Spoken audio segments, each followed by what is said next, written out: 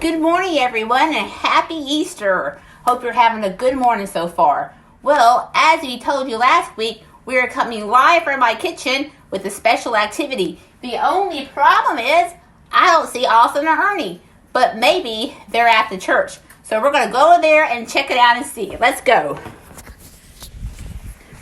I told them today was different, but they might not have remembered, so come with me and we'll go find them.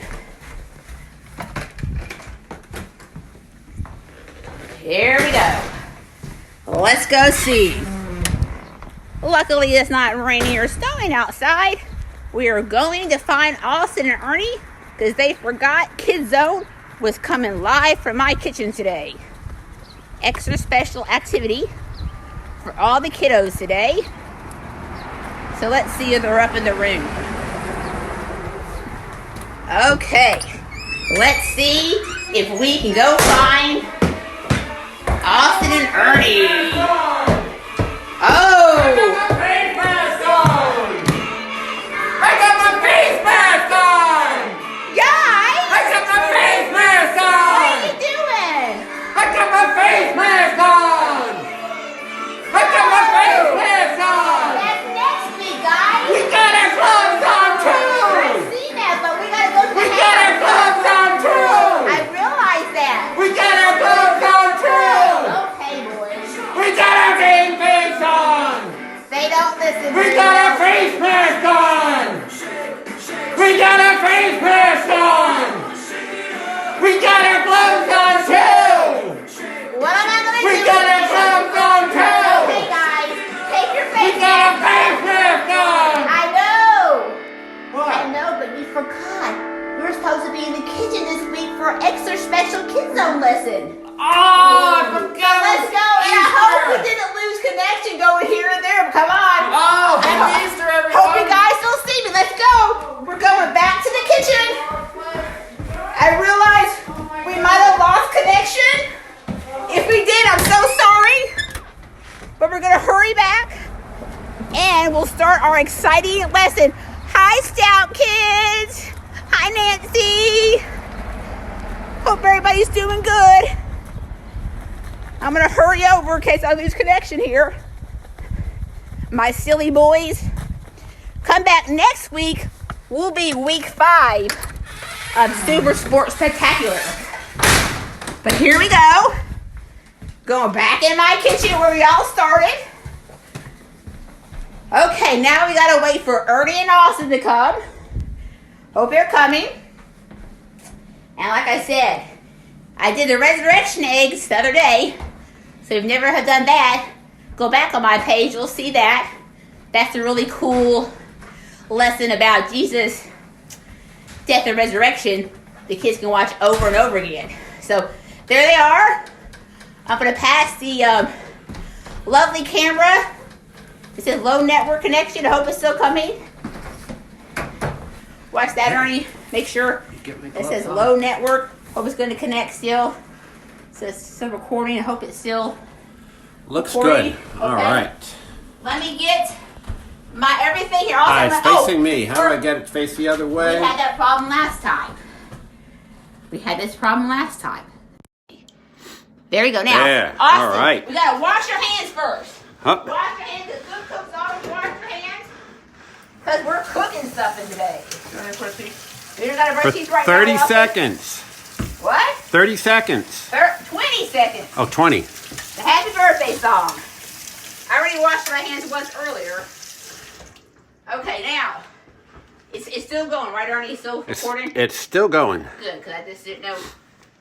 Okay, now Miss Debbie's got to take a deep breath. She's been lighter. Also, you get it first. Now we're going to go back over here. Okay, we're doing an extra special lesson today. These are called empty tomb rolls. And there are 3 ingredients, okay? You have your biscuits, which represent Jesus' linens. He was wrapped in.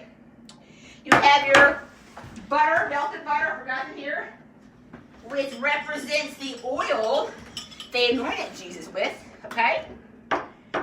And you have your spices, which this is the cinnamon and sugar spices. Represents the spices that they spice Jesus up with, right? So what you do first, is you take your biscuit, Austin, you flatten it out. Somehow I lost my rolling pin, so glass works. Also, you're gonna roll it out really good. And while you're rolling it out, Ernie, could you read Mark 14:46 for us? Sure. Mark 14:46. Is it Mark 15:46? Yes, sorry. Mark All right. 14:46. All right. 15:46, yes. Joseph bought a long sheet of linen cloth.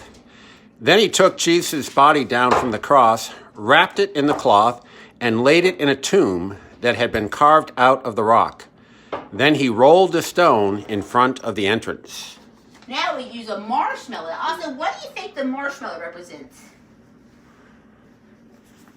I'm going to tell you, the marshmallow represents our sinless Savior.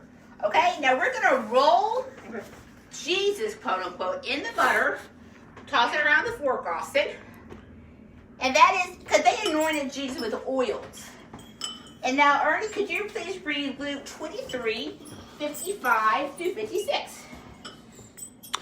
As his body was taken away, the women from Galilee followed and saw the tomb where his body was placed. Then they went home and prepared spices and ointments to anoint his body. But by the time they were finished, the Sabbath had begun. So they rested as required by the law. Okay, so now we're going to take our marshmallow, which represents Jesus, right?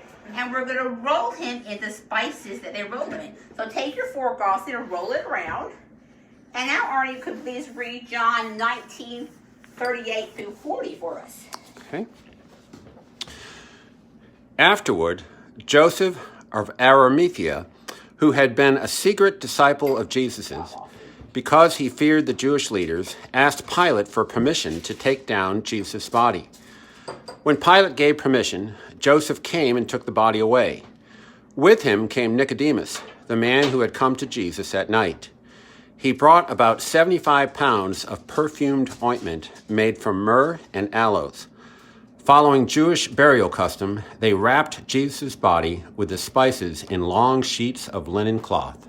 Okay, so now we're going to take the marshmallow in the spices that represents Jesus, and we're going to wrap it in the biscuit, which represents the linens. And when you do this, you want to make sure you wrap it really good, pinch the top, and now we're going to roll it in the butter. I'll do this, Carlton, one more time. Roll it around, okay, and put it seam side down in our pan. Now, we're going to do one more to review. So, what does the biscuit represent? What does the biscuit, boys and girls, do you remember what I said the biscuit represents? Begin with the L, the linens. Okay, the biscuit represents the linens. We roll it out like this. This is a real simple, fun project you can do with your kids, grandkids. Really fun. Okay, then, Austin, what does the marshmallow represent? Jesus, our sinless Savior. They anointed him with oil, right? Then they put spices on him, put it around, toss it around, right? So Mary and his mother Mary and other Mary fixed Jesus all up because they loved him. They were very sad that he had died. So we used 3 ingredients to this because